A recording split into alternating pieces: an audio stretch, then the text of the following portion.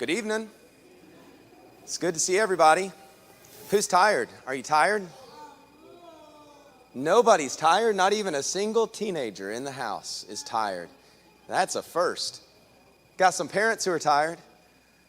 Got some other parents who are tired. Hey, congratulations if you have been able to make it here every night or almost every night this week. Congratulations and thank you. I hope that you feel very rewarded. I hope you feel like your kids have learned something and that they've been exposed to an environment that's very good for them. Teenagers, young people who are more independent in their thinking, not as much as the younger kids. I hope that you're growing in your own faith this week. I hope some of the lessons that we've heard about from these doors is something that has increased your faith to the point where if you've already been a Christian, this is making you stronger and you're getting more reinforced. Last night in the teen class, we talked a little bit about the burning of the books of those sorcerers. So I hope that you're growing, and those of you who aren't Christians, I hope that you're hearing some things about God's love and God's desire to protect and deliver us through these different doors. I hope that you're hearing some things that are useful to you so that one day you might make an important decision that will impact the rest of your life. Tonight in here, we're going to be very quick, okay?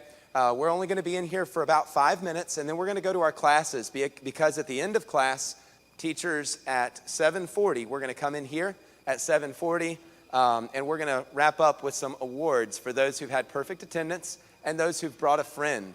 Teachers, if there's someone who's brought a friend tonight who's new to the list that you've given me, please make sure to just let me know, and we'll take care of that too before the awards. So, without further ado, we're going to introduce tonight's last door. Again, we'll be in here just for a moment. We're going to talk about this last door. You guys, what do you notice about the door in front of you?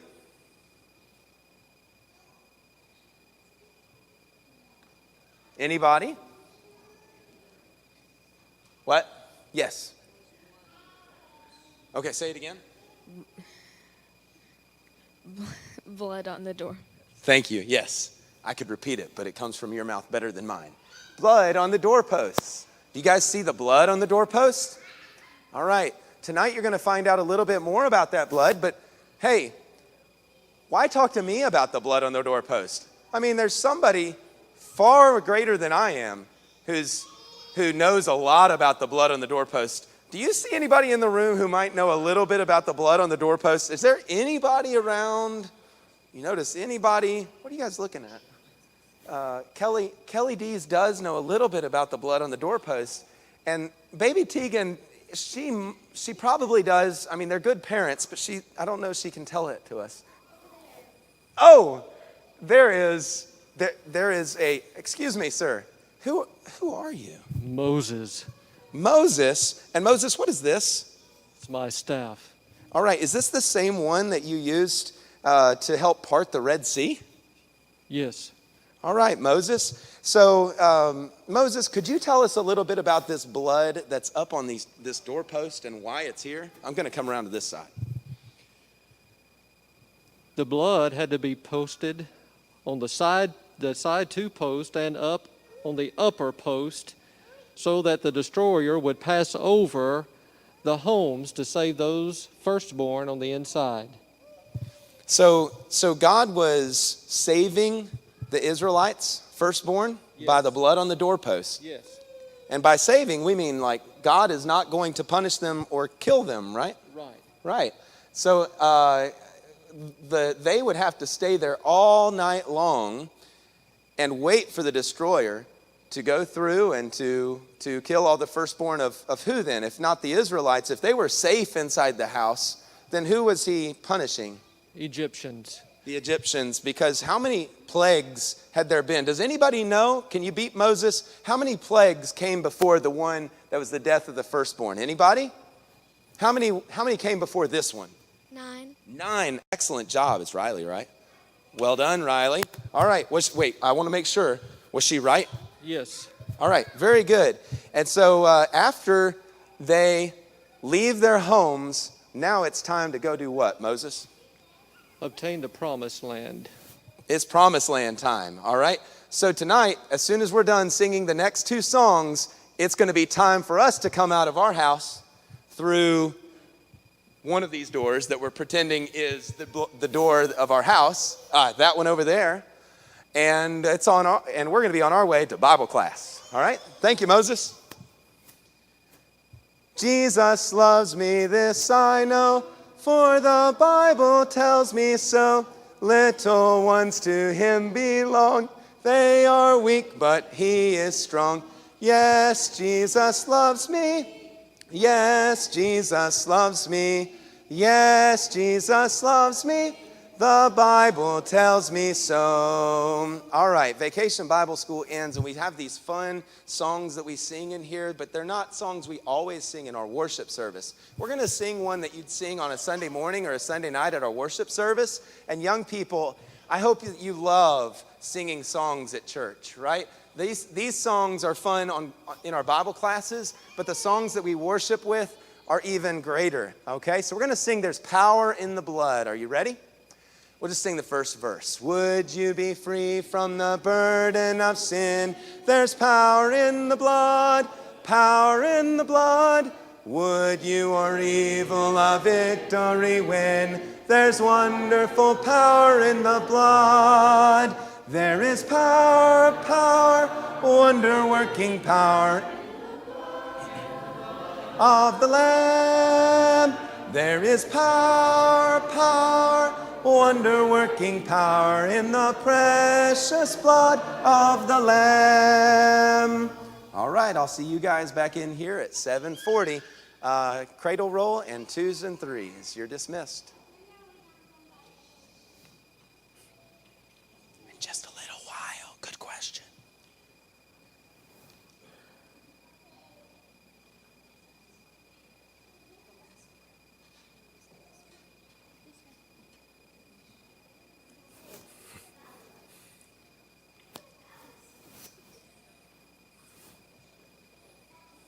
Have you ever noticed the kids get less cuter as they get older? I'm just saying. You see the first group go by, and I heard people saying, she's so cute. People don't say that when they turn 13, 14, 15. They're done being cute. They get uglier. All right, 4s and 5s. And 1st and 2nd.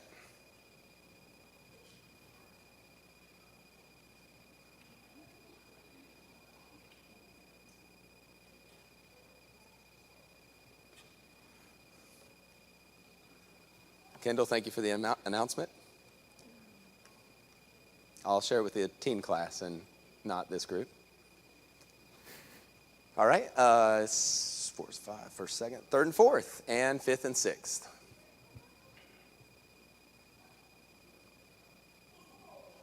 Seventh and 8th. And high school.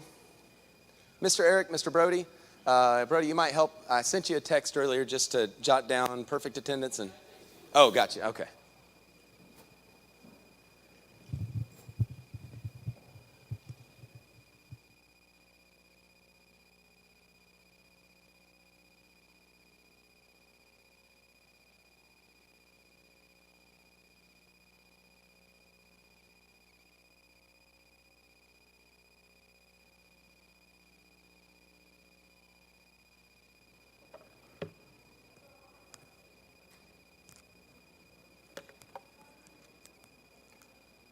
Howdy. I'm so thankful for whoever moved this here. This thing is, as we said the first night, is made of metal or rock or something. I don't know, somebody in here might have made this, and if you did a great job. Because this is like my earliest memory as a child. This podium goes back forever, and it has not changed. So if you made this, you did a great job. Or whoever bought this, you got a great deal. So yeah, this thing weighs at least 200 pounds. Anyway, whoever moved it here, thank you. So tonight, we're having our last night talking about apologetics, talking about being armed to where we can defend the intellectual side of our faith. So just to kind of recap, since we have an hour tonight, so we have some extra time, and I'll try to get us out a little bit early before 7:40, before they come in here, just to give us a little time to fellowship and whatnot. But just to recap, since we have some extra time, On Sunday and Monday, we asked the question, does God actually exist? So on the first night, we talked about the two arguments that I think are the most powerful, or I think we actually said we should switch those words. So the two most convincing arguments for God's existence. And then on Monday night, we talked about the most powerful argument for God's existence.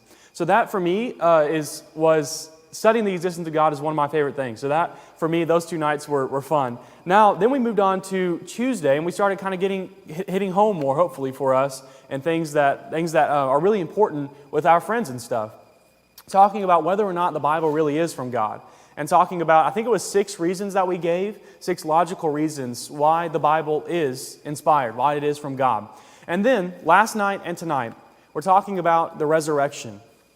Talking about what history tells us about the resurrection of Jesus. Because this is something I don't think very many Christians at all are aware that we have a mountain of historical evidence supporting the fact that Jesus of Nazareth died, was buried in a tomb, and then was resurrected. And that really is mind-blowing because it's not just that we have our beliefs, right? It's not just that we have our holy book. We also have, we'll talk about tonight, we have some secular sources that point to the fact that Jesus really did die and then get up from the grave, which is an amazing miracle, obviously. So, tonight, let's ask the question once again, did Jesus get up from the grave? And as we begin, I have, again, on my notes, the Q&A. I almost forgot it again. So if you have questions that pop up in your mind tonight about what we're talking about or about what we've talked about so far in the week, feel free to write them down, and I'll try to remember at the end of this. And if I don't remember and you have a question, charge the pulpit or something. Let me know that, and I'll have some time for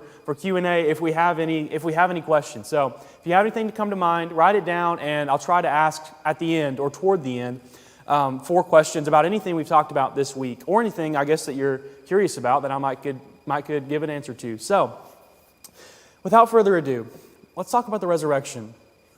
First, let's kind of recap why this matters. So, in our culture, religious pluralism is what's politically correct, right? So there's religious pluralism is basically that every religion is the same. We're all on the same level. Christianity, Islam, Buddhism, Hinduism, Judaism, all of us are all on the same level. None of us are the one true religion, and so we can't condemn anybody else. We have to say that everybody is worshiping the same God and going to the same place, essentially. So is that actually true? Or is it not? And obviously, probably everybody in here would say that it's not true, but do we actually have good reasons for saying that it's not true?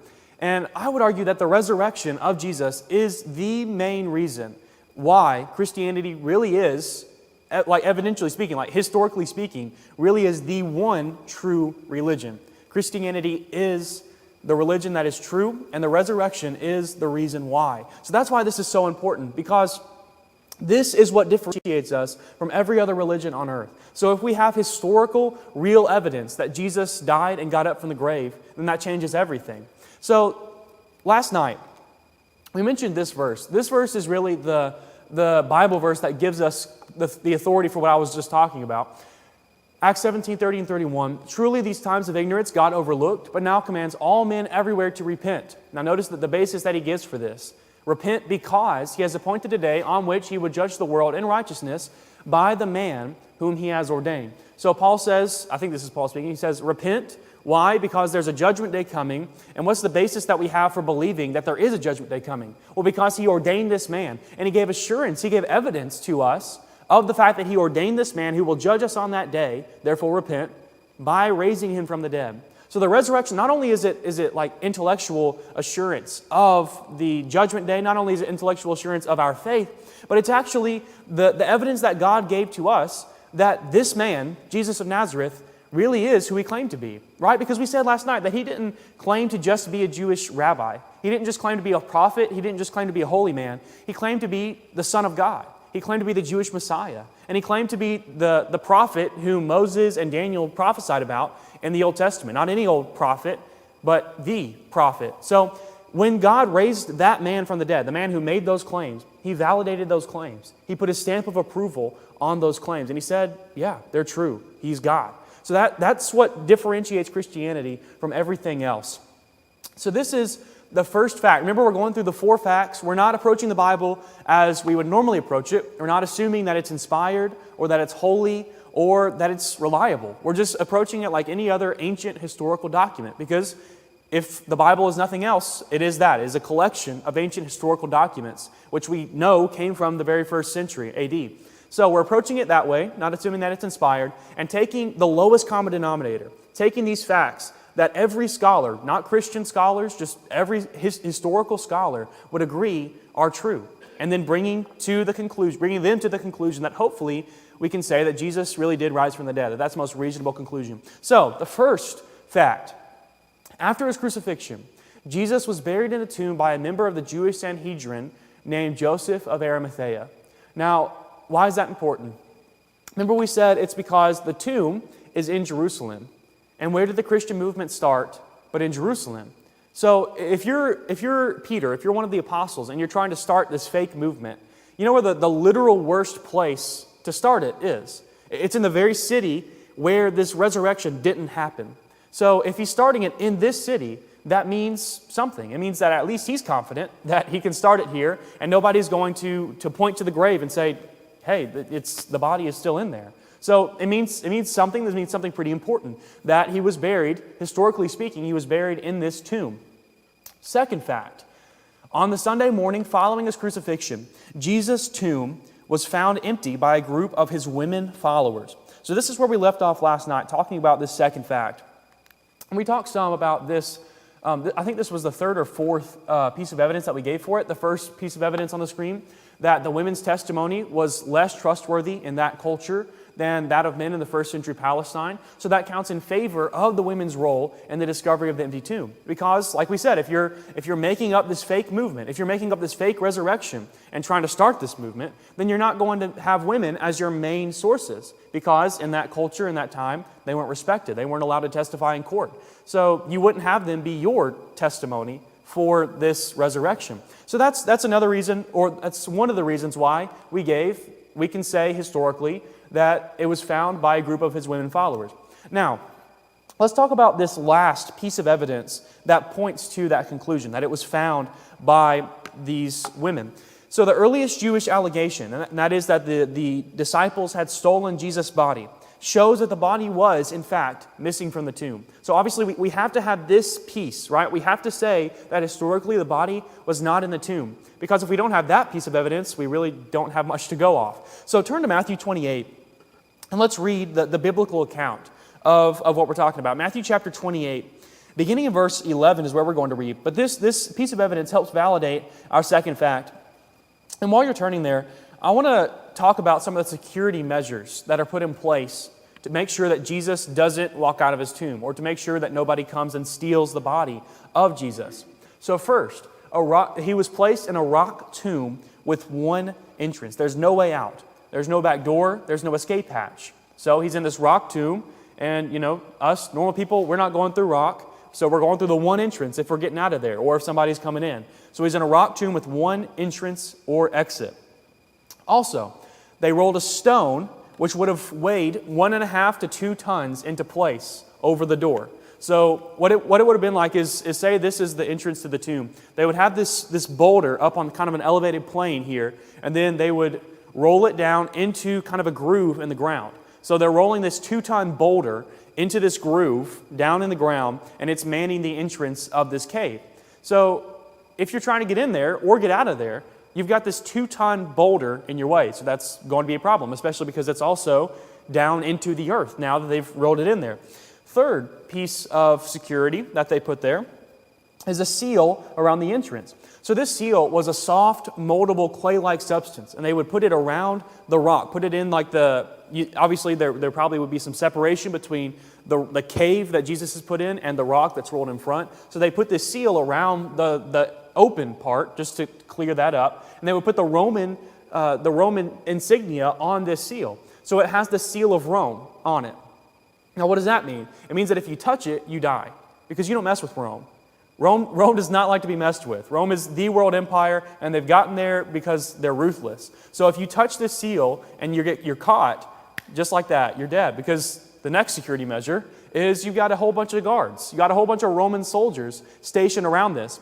Actually, they probably would have had 16 men or close to it stationed here because this is a death that was orchestrated by the Pharisees. And the Pharisees are very important in this region of the world at this time. So they have, even though they're not Romans, they have influence with the Romans. So if they want this man's tomb to be guarded heavily, like outrageously heavily, with 16 guards, they're going to get that. So that's what historically, they probably had 16 guards or close to that stationed around the entrance to the tomb. And what's really important to know is that historically speaking, we know that if they had fallen asleep at their post, or if somehow the body, even if they had never fallen asleep and somehow the body gets out of the tomb and somewhere else, they get the death penalty. So that's the penalty for falling asleep at your post for the Romans. They get the death penalty just like that. So remember that as we look into Matthew chapter 28, because all of these things actually help our case, right? Like the harder that they make it to get into this tomb or to get out of this tomb, the more solid our case actually is, because it makes it a lot harder for Jesus to get out or for the disciples to get in. So notice Matthew 28, beginning in verse 11. It says, "Now while they were going, behold, some of the guard came into the city and reported to the chief priest all the things that had happened." So this is after he's left the tomb, empty tomb, they're telling their bosses. "When they had assembled with the elders and consulted together, they gave a large sum of money to the soldiers, saying," so they're bribing them, saying, "Tell them, his disciples came at night and stole him away while he slept. And if this comes to the governor's ears, we will appease him and make you secure." Remember, they're facing the death penalty. So they took the money and did as they were instructed, and this saying is commonly reported among the Jews until this day. Think about that. The disciples came and stole away the body. How weak is that? Given these 4 security measures, given the fact that there is one entrance to this tomb, given the fact that that entrance is guarded by a 2-ton boulder, given the fact that that boulder has a seal around it that if you touch, you die, and also given the fact that you have 16 soldiers or so, and these are not just any soldiers, these are the finest soldiers in the world, Roman soldiers, they're all guarding this tomb. And the theory that they're giving out, the earliest Jewish theory, is that the disciples came away and stole the body. They beat all of these security measures and stole the body. So knowing what we know about these security measures and about the consequences for these guards falling asleep or for letting somebody take this body away from the grave, it makes no sense. So the earliest Jewish response to the disciples proclaiming that Jesus had risen was in itself a weak attempt to explain away the resurrection, much like some of the attempts that we might mention tonight, the modern attempts.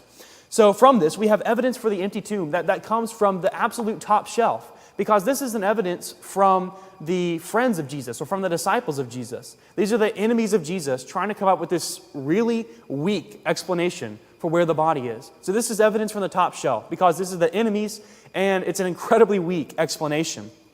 Now, we could go on, but I think what we've said is enough to show why, in the words of Jacob Kramer, who is an Austrian specialist, by far, most exegetes hold firmly to the reliability of the biblical statements concerning the empty tomb. So this is, I think we said that last night that the conservative number is 75% of historical and textual scholars, people who aren't Christians for the most part and don't believe that Jesus raised from the dead, that kind of thing. They accept this fact, and it's because of the different evidences that we talked about. So that was our second fact. Third fact out of 4. On multiple occasions and under a variety of circumstances, different individuals and groups of people experienced appearances of Jesus alive after his death. Now notice how this is a long one, right? Lots of long words. That's because it's really specifically worded. They experienced appearances of Jesus alive after his death. It doesn't say that they saw Jesus alive after his death. They experienced appearances of Jesus. So they believed that they saw Jesus. This is something which all historical scholars, virtually unanimous, they all accept this. And that's because of how it's worded. They don't all accept that they actually saw Jesus, but they all say that they had some experience that they believed was seeing Jesus. So this is a fact which, like I said, is almost universally acknowledged today. And it's because of 3 evidences like the 3 that we're going to talk about. First, the list of eyewitnesses to Jesus' resurrection appearances, which is quoted by Paul in 1 Corinthians 15, guarantees that such appearances occurred. So look at 1 Corinthians 15. We're going to be in this passage a pretty good bit today, like last night. 1 Corinthians 15, let's recap what this text says. Beginning in verse 3, we're going to read it. We're going to read a little bit farther than we did last night. 1 Corinthians 15, beginning in verse 3. Remember that what we read in the beginning of this 4-line formula is Paul quoting a tradition that he's received. So he's writing this, and he's received this tradition. The most liberal estimation is that he received it in 36 AD. So that's 6 years after the cross. So he's quoting this tradition, and he says, "For I delivered to you, first of all, that which I also received." So there's why we say it's a tradition. "That Christ died for our sins according to the Scriptures, and that he was buried, and that he rose again the third day according to the Scriptures, and that he was seen by Cephas, then by the 12. After that, he was seen by over 500 brethren at once, of whom the greater part remain to the present, but some have fallen asleep, some have passed away. After that, he was seen by James, then by all the apostles. Then last of all, he was seen by me also, as one born out of due time." So, what I didn't mention last night is that the earliest date that's given for this tradition that Paul received is actually 6 months after the crucifixion. 6 months. And that's by the highest of high, like reputable scholars. 6 months after the crucifixion. We just gave the really liberal date of 6 years. But 6 months after the crucifixion, probably, we have this tradition. The tradition that Christ died and was buried and rose again and showed himself to many witnesses. So this is an incredibly early tradition. Like I said, this is almost certainly the oldest part of your Bible or of your New Testament, because it goes back to 30 AD, most likely. So notice from this text, we're talking about the witnesses, right? So notice the different witnesses that we have.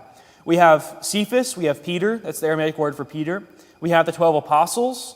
We have James, Jesus' own younger brother. We have Paul, and we skipped over the 500 brethren. Now, let's think about this for just a minute. If, like we're just trying to imagine different ways that people could come up with this story, right, of the resurrection, and what we would do if we're trying to fake this story. So if I'm trying to come up with this story, and I want to say that there are witnesses to this, right? I don't want to say that this is just me. I don't want to walk in here and try to tell you that somebody is performing miracles out there, but I'm the only one who saw it. If I'm trying to convince you of that, I'm going to say, this guy is amazing. He's performing miracles, and tell you what, he's way over there in Nebraska, and you're never going to meet him, but he's awesome. He's performing miracles. So what they're trying, like if you're trying to fake this, you're not going to say, like Paul says, look, these people who you know, Peter and the apostles and James, the brother of Jesus, and 500 brethren, all saw this. You're not going to point to people who they know and people they can get in contact with and ask if you're trying to fake it. And what's really crazy is that the word translated brethren here in 1 Corinthians 15 sometimes means brothers and sisters, like the generic brethren, but it also sometimes means only the men brethren. So it can just be masculine in its meaning. So what that means is that it could go either way. It just depends on the context, and there's not really context clues here. So it could go 50-50. It could be 500 brethren at once, and that's a whole lot of people at once. It could also be that 500 brethren means he was seen by 500 men at the same time, men, brethren. And so we don't know how many women and children might have been there. So this 500 could have been as many as 1,000 or 1,500 or 2,000. So it's at least 500. But that's something I didn't know that I learned when I was studying for this. So I thought I'd pass it on because I thought it was interesting. So it could be up to like 2,000 witnesses at the same time. So this list of eyewitnesses, one of the earliest parts of your New Testament, guarantees that such appearances occur. That's what historical scholars say, people who don't think that Jesus rose from the dead. So, second evidence that points to this. The appearance traditions in the Gospels provide multiple independent attestation of these appearances. So this is one of the main earmarks, the main identifying factors that we look for when we're trying to identify whether something actually happened in the past. We want early, we want multiple, and we want independent. We want early. We want somebody who's close to the actual event, right? Because the closer you are to the event, the more likely you are to be telling the truth. We want multiple, because we don't just want one person who's saying this. We want a whole lot of people who's saying this. If somebody rose from the dead, we want a whole lot of people giving us evidence for that. If we're going to believe that, we want a whole lot of people. And then also, we want independent. Like, let's take the example of me saying that some guy's working miracles in Nebraska. Say that I told y'all that this guy's working miracles in Nebraska. And because y'all all trust me, right? Yeah, hopefully. You all think that I'm telling the truth because I'm just a trustworthy guy. So you take my word, and there are probably, 50 people or so in here. And so y'all 50 people go, and you tell everybody in Jacksonville that this guy is in Nebraska working miracles. So is that really good evidence? Well, no, because there's actually only one witness of that, and that's me.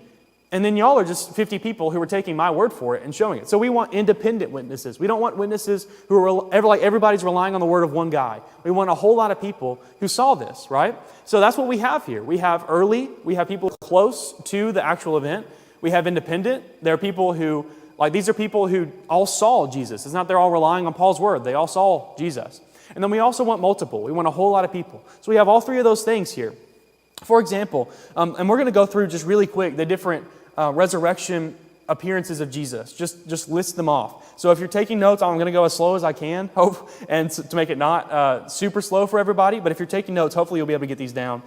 For one example, the appearance to Peter is independently attested to by Luke and Paul. So Paul is in 1 Corinthians 15. Luke's record is in Luke 24:34. He records that Jesus saw Peter after his resurrection. Also, the appearance to the 12 that Paul mentions here is independently attested to by, in addition to Paul, Luke and John. So Luke's record is in Luke 24:36 through 43. Luke 24:36 through 43. And then John's record is in John 20, verses 19 through 28. John 20, 19 through 28.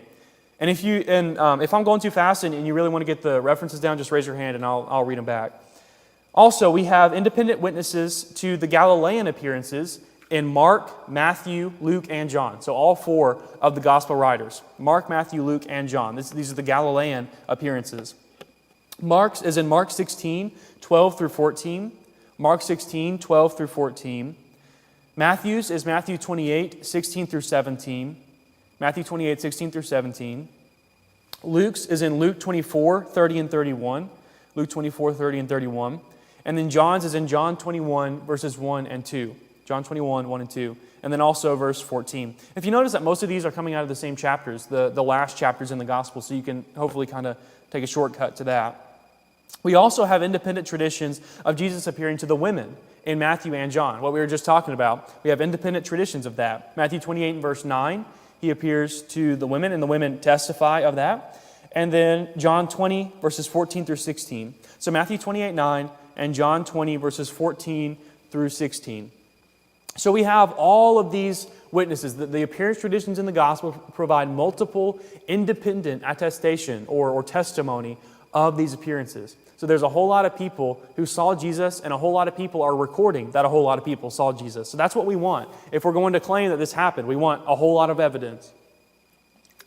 A whole lot of witnesses. All right. Third fact. Certain of the appearances have earmarks of historical reliability. They look historically reliable. They feel historic. They smell. They taste. I think I got 4 of the 5. Whatever the other sense is. They have all the earmarks of historical reliability. For example, we have very good evidence in the Gospels that the brothers of Jesus, including James and Jude, didn't believe in Jesus until after his resurrection, or at least until after his death. We would say if we're talking to somebody who doesn't necessarily believe in the resurrection. So we have really good evidence that they didn't believe in Jesus. His brothers didn't. So this is from John chapter 7, verse 5. For even his brothers did not believe in him. So there's no reason at all why the early church would fake stories about the unbelief of Jesus' family. Like there's no reason at all if they had been faithful followers of Jesus all along. Because think about it. If you're trying to prove to people that Jesus is God, if you're trying to prove that he's the Messiah, that he did all these miracles, are you going to say that the people who know him best, the people who know him longest, didn't believe that he actually was the Messiah? So there's no good reason for them to fake that they didn't believe in Jesus. This is, like historically speaking, historical scholars will say this is almost certainly what actually happened, that his brothers didn't believe in him for at least the first 33 years of his life until his resurrection. So, like we said, it's reasonably certain, historically speaking, that neither James nor his brothers were followers of Jesus during Jesus' lifetime. But it's equally certain that James and his brothers did become active, radical Christian followers of Jesus after his death. So it's equally certain, just like they didn't believe in him, historically speaking, just like they didn't believe in him before, they did believe in him after. So James is considered to be the very first apostle, right? We mentioned that earlier. And then also, or we mentioned that last night. And also he rose to be the leader of the very important congregation in Jerusalem. So not only is he a Christian, He also becomes the first apostle, or sorry, that's different James. But anyway, this James does rise up to be the leader of the church in Jerusalem. So he's a very important man in Christianity. And then Jude also, obviously, according to our beliefs, wrote the book of Jude. So once again, not just any normal Christian, right? This is a guy who's on fire for Jesus. In fact, according to Josephus, James was martyred for his faith sometime in the 60s AD during a lapse in the civil government. So he actually died for his faith, historically speaking. So let's think about this. Most of us probably have brothers. At least a lot of us have brothers. So what would it take to convince you that your brother was God? Probably take a lot, right? Especially if you have spent 33 years with your brother and you've seen him do these miracles, you've seen him amass this huge following, and you still don't believe. So your brother, you've seen him do miracles, you've seen him get all these people to follow him who all believe in him, and you still don't believe in him. So what's it going to take to get you to actually believe that he is God? It's probably going to take something like you seeing him die and then seeing him alive again. That's pretty good. That's about as good as it gets. So the most reasonable explanation for the transformation in James and Jude, the other brothers, is that, like Paul said here in 1 Corinthians 15, after that he was seen by James. So even Gerd Ludemann, who's the leading German critic of the New Testament today, said this. He admits it may be taken as historically certain that Peter and the disciples had experiences after Jesus' death in which Jesus appeared to them as the risen Christ. So as certain as it gets historically is this. They saw Jesus. They had an experience of Jesus that they believed to be the risen Lord. So this is a guy who is not on the Bible side at all. And he's admitting this is historically certain. It's as certain as it gets. This is from Acts 1. These are the words of Luke. He said, the apostles whom he had chosen, to whom he also presented himself alive after his suffering by many infallible proofs, being seen by them during 40 days and speaking of the things pertaining to the kingdom of God. So it cannot be responsibly denied that these people had an experience of Jesus after his death. No responsible historian says that. This is a quote from Paula Fredrickson, who's a historian. She said in an ABC special that, as a historian, I must conclude that these men sincerely believe that they saw something and that this something changed their lives. So like I said, it's virtually unanimous among historians, among New Testament scholars, that the early disciples, groups, and individuals did, in fact, experience these post-mortem appearances of Jesus.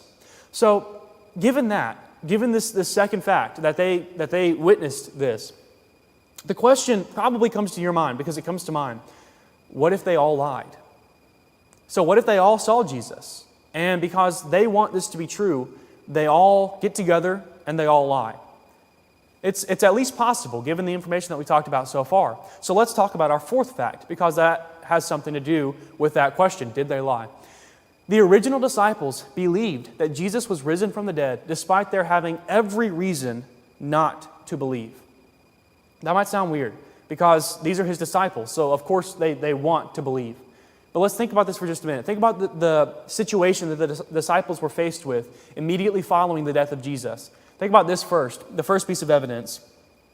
Their leader was dead, and Jewish messianic beliefs had no idea of a Messiah who, instead of triumphing over the enemies of Israel, would be shamefully executed by them as a common criminal.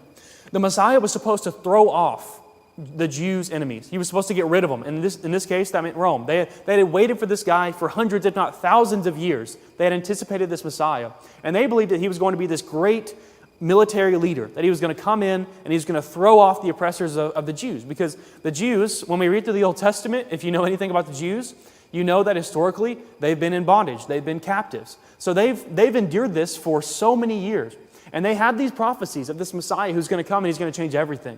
So they take this and they see from their pain of being in bondage, and they use that pain, they look through the lens of that pain to look at the prophecies, and they say, this guy's going to come and he's going to deliver us. He's going to throw off our enemies. And then, not only is he going to throw off our enemies, not only is he going to defeat these Gentiles that are ruling over us. The Gentiles are, all non-Jews, and the Jews are not favorable toward the Gentiles. So not only is he going to throw them off, he's also going to reset up the throne of David in Jerusalem. So he's going to reset this throne up, and then he's going to rule over both Jews and Gentiles from that throne. So that's the Jews' belief of what their Messiah was going to be. And Pretty much the opposite of that is to lose to the Gentiles and then to be killed like a common criminal. So the opposite of what they expect is what actually happened, or at least what seemed to happen. Notice this from Acts 1 and verse 6. From Acts 1 and verse 6, therefore, when they had come together, they asked him, saying, Lord, will you at this time restore the kingdom to Israel? So notice, this is after Jesus' entire ministry. He spent 3 years with these guys, and he just died and then raised from the dead, and they're still asking him, is it now? Are you going to restore the kingdom to Israel now? That this is still in even the apostles' minds. This is ingrained deep in Jewish thought. They're expecting their Messiah to throw off their worldly captors and then rule over them. So that's what they're expecting, not what happened. So that's the first piece of evidence that they had every reason not to believe. Because if there's any time to give up, it's now. It's when your guy lost. He lost to the Romans. He lost to the Gentiles. It's time to look for a new Messiah. So that's the first piece of evidence. Second piece of evidence, according to Jewish law, Jesus' execution as a criminal showed him out to be a man literally under God's curse. Think about that. This is a guy, if you're the apostles, this is a guy who you followed for the past 3 years. You gave up everything to follow this guy. And then, because of what happened, because he died, he was hanged on a cross, he's actually under God's curse, according to Jewish law. Turn to the book of Deuteronomy. Look at this in the Bible. It's really amazing. Deuteronomy chapter 21. We're going to read verses 22 and 23. Deuteronomy 21, 22, and 23. If I were an apostle, I think I would have felt tempted to feel betrayed by Jesus. Because he said all of these amazing things, and then he goes and he loses. Then he goes and he gets beat by the Romans. So that's where their psyche is at. We see that when we read through the Gospels, that they're beaten. We'll talk about that more in a minute. But notice Deuteronomy chapter 21, verses 22 and 23.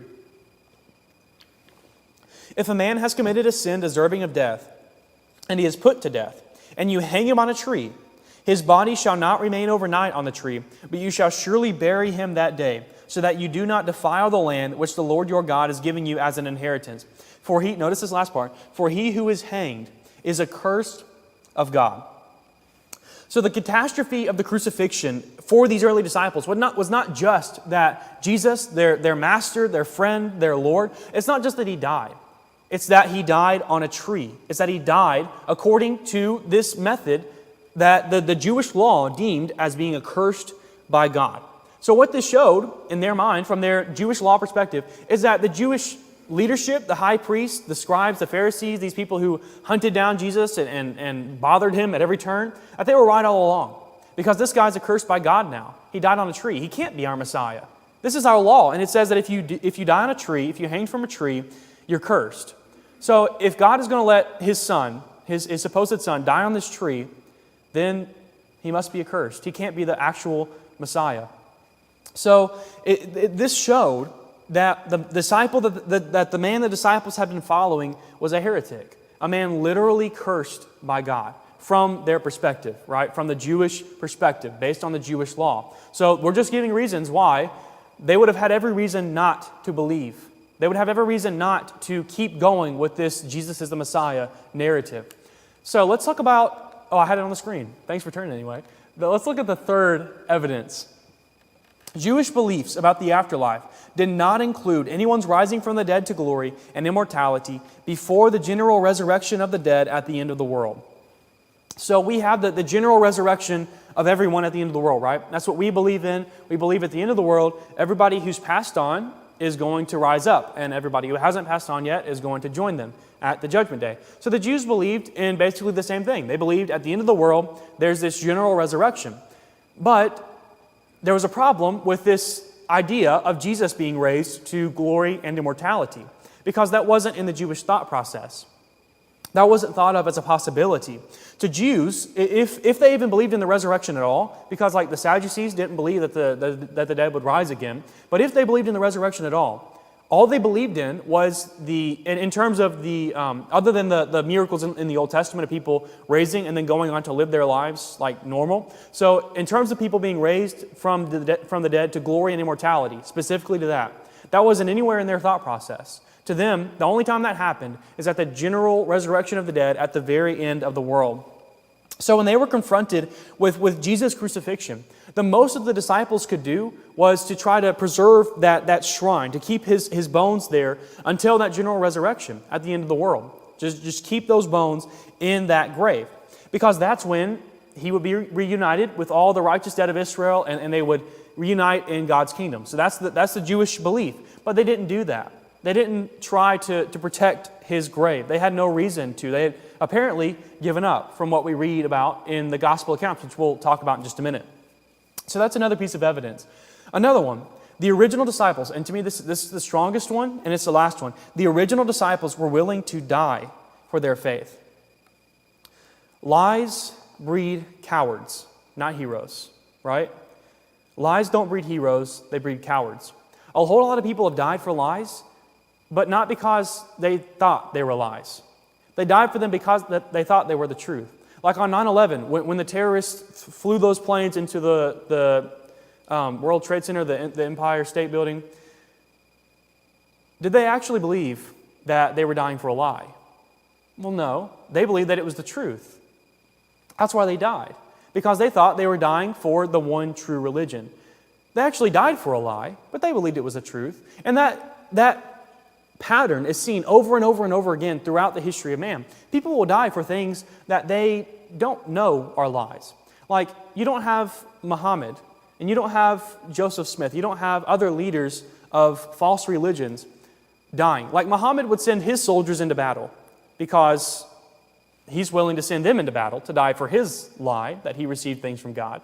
But Muhammad's not going into battle. Muhammad's staying back. He's enjoying the wealth, the riches, all the benefits of his lie. Just like that. People don't die for something they know to be a lie, especially when you think about how they died. This is what tradition tells us happened to the early disciples. Matthew was stabbed through with a sword for preaching in Ethiopia. Mark died in Alexandria after being dragged through the city. Luke was hanged from an olive tree in Greece.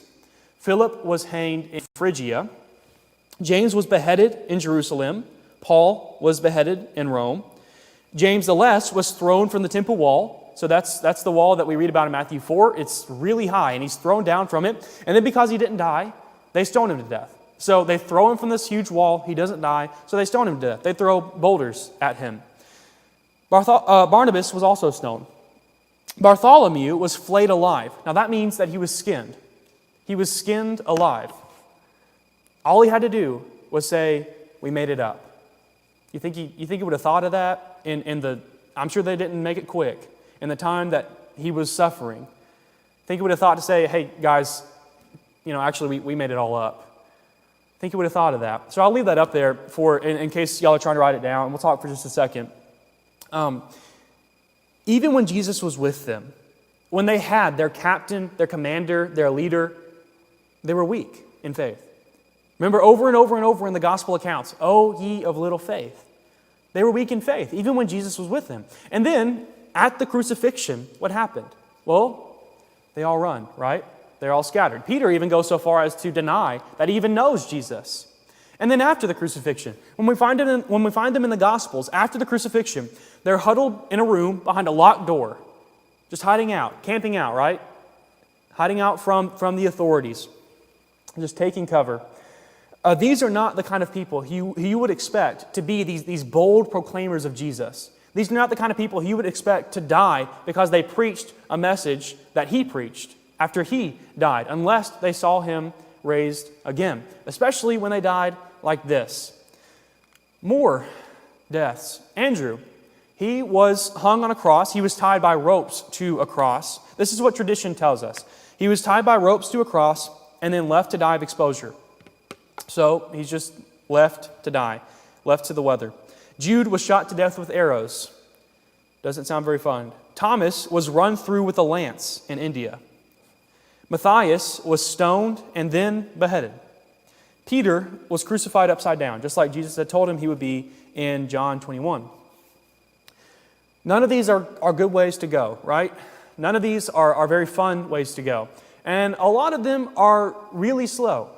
Exposure to the elements, crucified upside down, and some of the ones on the last slide, they're not quick.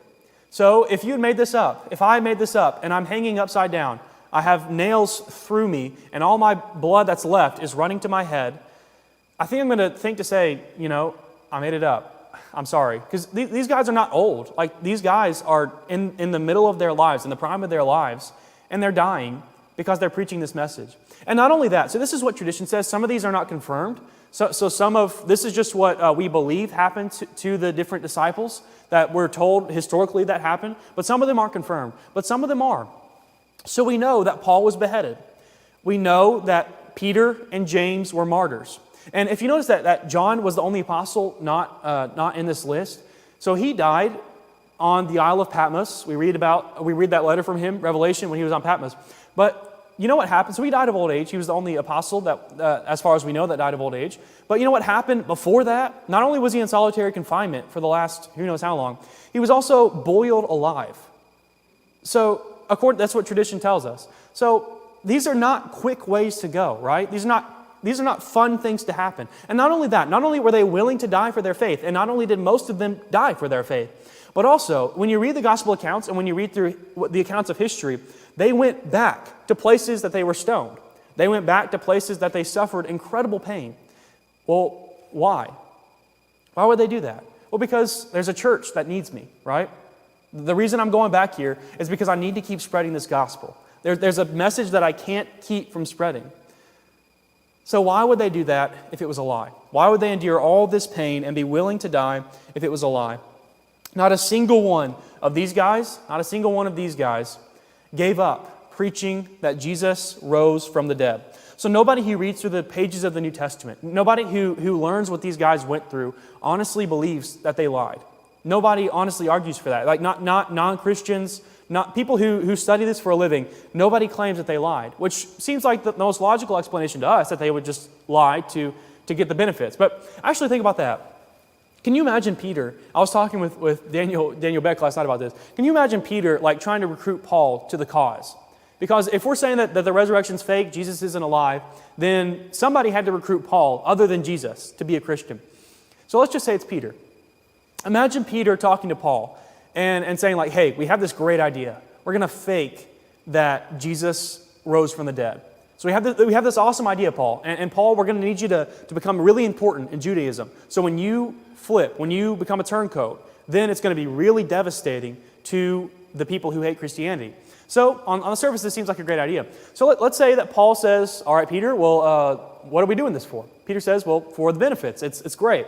Well, Paul asks, well, what are the benefits? Are we gonna get rich? Well, no. Actually, we are dirt poor. We've lost everything. And there's really nothing materially that we're going to gain from this. So let's think through what people of the world, people who would lie about this, would be interested in. Are we going to get girls? Well, no, we actually have really strict rules about that kind of thing, and that's going to be none of that going on, right? So that's not in the cards. Are we going to become really popular? Are we going to become well-known around the world for really great reasons? People are going to love us, right?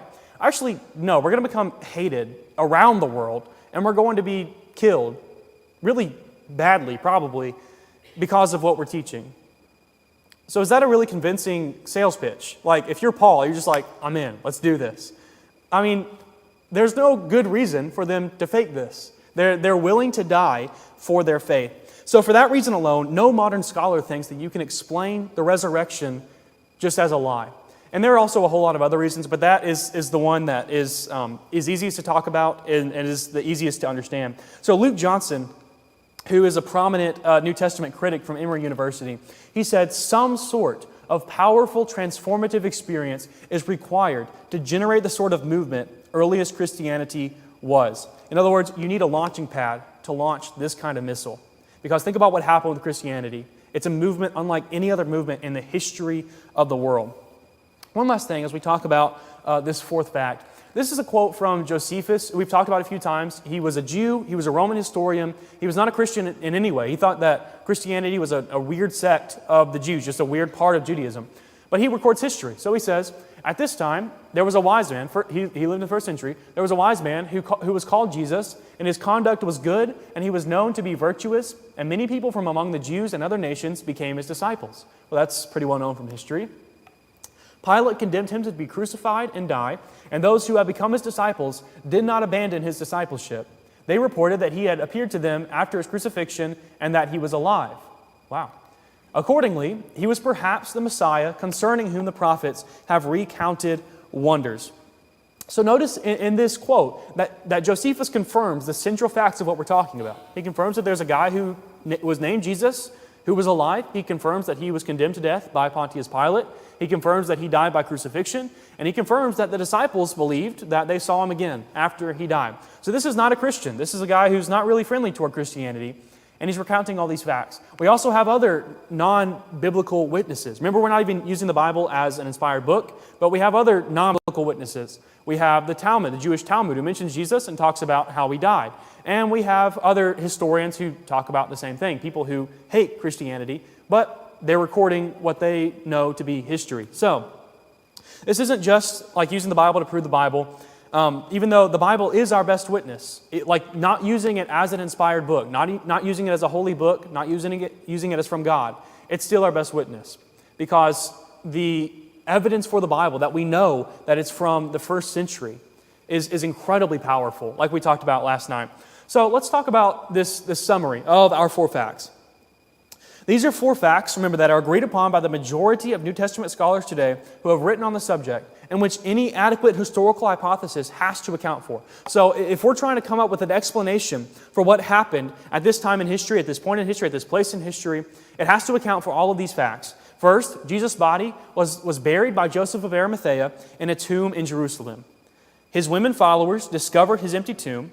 After his death, he appeared to various individuals and groups, and despite having every reason not to believe, his disciples did believe. The vast majority of historians claim that all 4 of these are true based on normal ways that we discovered that things from history are true. Like, for the same basic reasons why we believe that George Washington was the first president of the United States of America, same basic reasons, historically speaking, why we believe these 4 facts actually happened. The only question is how. How are they possible? How is it possible that these 4 things actually happened? In other words, what is the best explanation for these 4 facts? Now, this is where the disagreement arises, because the vast majority of New Testament scholars, of historians, will agree that these 4 things actually happened. The disagreement comes in explaining how they happened, and explaining the best, or giving the best explanation for how they happened. The most popular explanation is a sort of historical agnosticism. Basically, we can't know. We don't want to say how this actually happened. We know that these 4 things happened, but we don't want to give an explanation for how they happened. So it's basically saying we don't want to resort to any miraculous or any supernatural explanation when we can just say that we don't know how it happened. So that's the most common historian response to these 4 facts. That's why more historians don't believe, because they say we can't know. We don't want to say that this miracle happened when we can just say that we don't know how all 4 of these things happen. But the question is that actually the best response? Is the best response to say that we can't know, so we won't know? I believe that we can reasonably say that Jesus is raised from the dead. That the most reasonable hypothesis to put forth is that God raised Jesus from the dead. That is the best explanation for these 4 facts. So in his book, Justifying Historical Descriptions, the historian C.B. McCullough lists these 6 tests of historicity. These are the 6 tests which historians use in determining what the best explanation is for a given body of historical facts. So this isn't talking about specifically the resurrection, anything like that. It's just a normal 6 tests of historicity, trying to figure out if something actually happened and what the best explanation is. So I believe that the hypothesis, God raised Jesus from the dead, best explains these 4 facts in light of these 6 tests. So let's walk through them. First, it has great explanatory scope. In other words, the explanation for a group of historical facts needs to be broad. It needs to cover all the evidence that we have. So the best explanation of the 4 facts that we have has to explain why the tomb was found empty. It has to explain why the disciples saw post-mortem appearances of Jesus. And it has to explain how the Christian faith came into being and exploded in popularity. Because, like we said, this is the biggest movement in the history of humanity. So you have to explain those facts as well as others. Actually, I learned today that the religious tradition that we have, Christianity, is the only religious tradition in existence in the history of the world where the followers of the leader, right? In almost every religion, you have followers of the leader. Like Islam, you have Muhammad, etc. So in Christianity, Jesus obviously is our leader. So we have the only religious tradition where the people within one generation after the leader was gone from the earth believed that he was a miracle worker. So in every other religious tradition, even people who say that their leader was a miracle worker, it's more than a generation removed from the actual person. We're the only religious tradition in the world whose followers actually believed he was a miracle worker within a generation. In fact, if you read the Gospels, it's within 30 years at the latest that they believed he was a miracle worker. So anyways, that's kind of beside the point. But the first thing is that it has to have great explanatory scope. It has to explain a broad range of facts. Also, it has to have great explanatory power. Not only must it be broad, it has to be deep. So in other words, the best explanation of the 4 facts must explain why the body of Jesus was gone. It must explain why people repeatedly saw Jesus alive despite his earlier public execution and so forth. So it has to explain these really confusing facts. It has to explain them to be the best explanation. So those are the first 2. Third, it's plausible. It's possible. So given the historical claims of Jesus' own, given the historical nature of Jesus' own unparalleled life and claims, the resurrection serves, like we said, as God's stamp of approval on this man and on what he was saying. So it has to be plausible. So given that perspective, given the perspective that we have this God and he's raising up Jesus as his verification of his message, this is plausible. It makes sense. It's reasonable why this would happen. Fourth one, it's not ad hoc. It's not just made up out of nowhere specifically for this event. Now, this is one where you might say, yikes, this sounds like our explanation of the facts is ad hoc. It's made up for this one event. But when you think about it a little bit more, that is not actually the case. Our explanation requires one extra hypothesis, one extra line of thinking is all our explanation requires. And that is the line of thinking that God exists. If you already believe that God exists, you don't need any other basis on which to think that Jesus was raised from the dead. So all you need is the belief that God exists. And if you believe that, then you can believe that Jesus was raised from the dead. And actually, for example, Tim McGrew, who's a philosopher who specializes in the application of probability. So basically, he specializes in trying to figure out how likely things were, that kind of thing. He said that if you believe that the existence of God is a 50-50 proposition, so if you just think there's a 50% chance that God exists, then given that probability, given the 50% probability, it's 99.9% likely that Jesus was raised from the dead. So this isn't like any of us. If there are people in here who are 100% convinced that God exists, this is somebody who's half as convinced as you. This is somebody who's 50% convinced. And he says, given that probability, given a 50% probability that God actually does exist, the resurrection of Jesus is 99.9% probable. That's amazing. That is crazy. Based on the historical evidence that we have, it's 99.9% probable, even if there's only a 50-50 shot that God exists.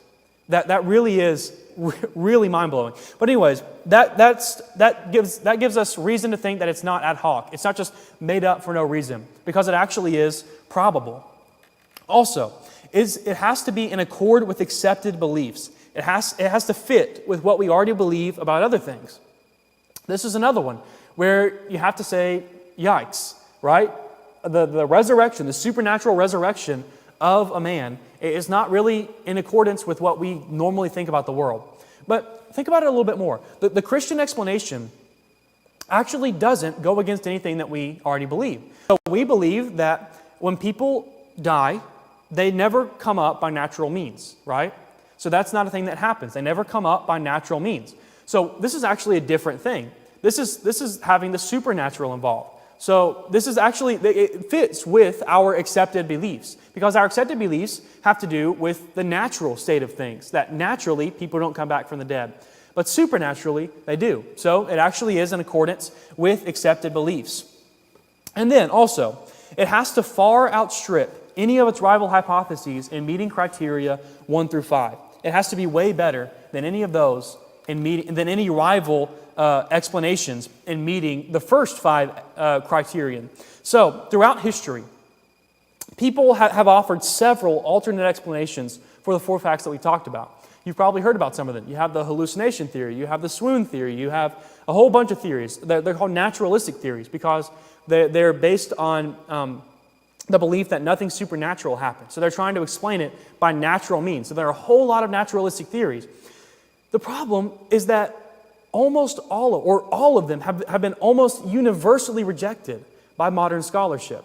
So almost no people who study this for a living, people who study history for a living, will give any kind of natural explanation for the resurrection of Jesus. Now, this is a shift that's happened because if you study like the swoon theory and different things like that, those were very popular a little while ago. But now, today, they've been so resoundingly shown to be ridiculous because none of them make sense at all. So they've been proven to be ridiculous, and so nobody adheres to them today.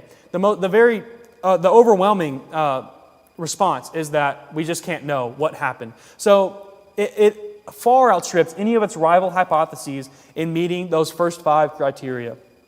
So now let's think about this. If this is right, if Jesus really did die and then get up from the grave, think about what it means. The significance of this lies in the fact that it wasn't just any old person who got up from the grave. It was Jesus of Nazareth. Now, we talked about why that's important. It's important because he didn't just claim to be a regular person. He claimed to be the Son of God. He claimed to be divine. So if God raised that guy from the dead, he put his stamp of approval on his message, right? He said he's worthy of living again because he was telling the truth. He's putting a stamp of approval on that message. So the resurrection of Jesus is God's divine confirmation of Jesus' claims to have divine authority and to be the absolute revelation of God, the only revelation of God to mankind in human form. So let's end in 1 Corinthians 15. But let's go back to the resurrection chapter of the Bible, 1 Corinthians 15. If we will turn there, we're going to read a few verses toward the end of this chapter. What's interesting is that in a time like today, when nobody wants to take a stand on anything, especially when it comes to religion and spiritual things, we have a bedrock of historical evidence that our religion, our spiritual framework is actually true. That it actually is what happened in the world, and therefore that Christianity is the only true religion. So in 1 Corinthians 15, this is bringing it kind of to a more personal level. 1 Corinthians 15, beginning in verse 54. So when this corruptible has put on incorruption, and this mortal has put on immortality, then shall be brought to pass the saying that is written, death is swallowed up in victory.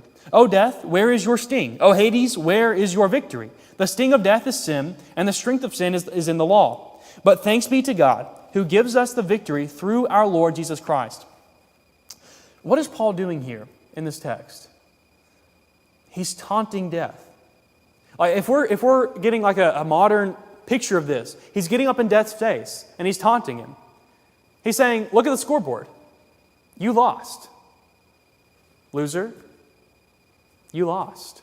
Where's your sting? Where's your victory? You've lost. If Jesus rose from the dead, that means that he holds the key that unlocks the door to eternal life. That's what Paul is saying in 1 Corinthians 15. Read the whole chapter tonight if you have time and you think about it. It's a wonderful chapter. But that's what it means. If Jesus rose from the dead, then that man holds the key that unlocks eternal life. And that's a reality that I don't think almost anybody in our world appreciates. That we all have the ability to exist forever. Not only exist forever, but to live forever in a state that's far better than anything that we have here. Almost nobody in our world accepts that that's a reality. I think most Christians don't think that. We don't think of our existence being forever. We don't think of just living forever. But when our perspective changes, when we look at the intellectual side of Christianity, when we look at the historical evidence that we have, that this man did rise from the dead, and when we look based on that historical evidence, and we think, okay, if God raised him from the dead, and God says he's going to raise me from the dead, then what does that mean? I'm probably going to raise from the dead. When we realize that, it changes everything about our lives. Because this world isn't it, right? It's not over after this. This is, I know we're out of time. Let me read this to you. This is a guy named Sir Walter Raleigh. and he was beheaded. That's how he died. But before he was beheaded, he was kept in a tower. He was imprisoned, leading up to his beheading. And after he died, they went to this tower, and they found his Bible in this tower. And inside of his Bible, they found these lines written the night before he died. Even such is time that takes in trust, our youth, our joys, our all we have, and pays us but with age and dust, who in the dark and silent grave, when we have wandered all our ways, shuts up the story of our days. But from this earth, this grave, this dust, my God shall raise me up, I trust. Notice those last two lines.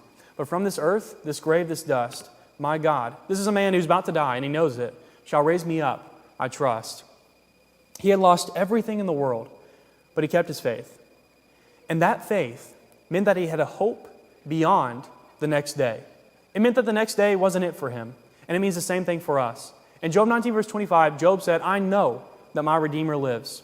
And we can say the same thing. So thank you so much for being here this week. I meant to say at the beginning how much of an honor it is for me to be here. I'm so thankful that y'all have been here, especially if you've been here every night and been able to make it every night. Thank you so much. This is the first time I've done anything like this, speaking this much in a week. So if you were taking a nap, same thing up here. I'm just kind of spouting stuff off. But thank you so much. Thank you to the elders for inviting me. And I'm so glad that y'all let me come and talk to you this week. So thank you so much.